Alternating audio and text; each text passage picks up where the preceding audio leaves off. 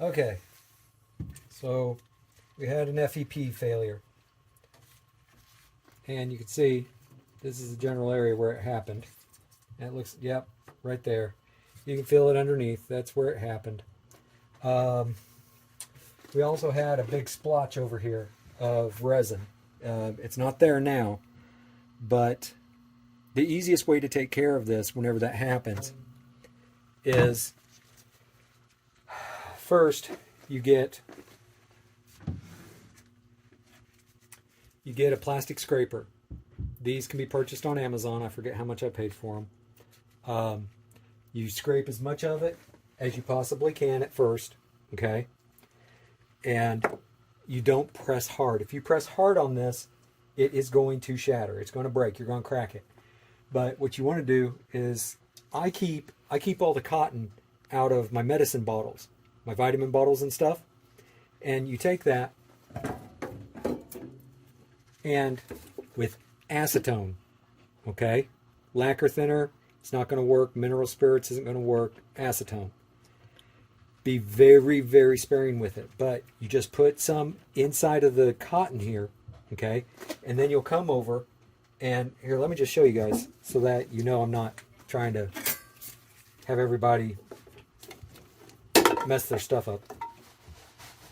That's different. See if that'll go back in. Try and get this to come up. Anyway, what you do, after I get my acetone put back together, you take, what I do is I just double it up like that, okay? I push it in here, just kind of press it gently, and whenever I start feeling the cold from it, that's whenever I know to pull it away, okay? And then you take it and you go to the affected area and you just start doing this. You just rub over it. Make sure that you do not touch your surrounds. If you hit those with acetone, it will eat the glue, it will eat the plastic, it'll eat any kind of plastic. So you see the beads?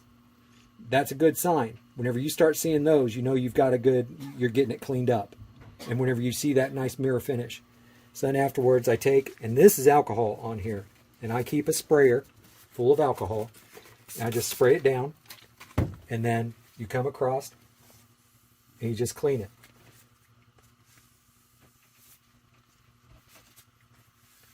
And then I will go back after it's all said and done, and I will use some glass cleaner on it. I do not spray the glass cleaner directly on it. You do not put anything directly on this machine, on this screen. Everything that you do by placing it on something else. So take, for instance, we get a fresh towel.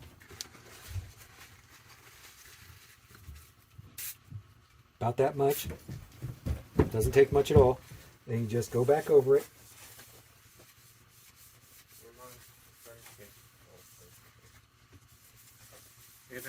Bob's your uncle.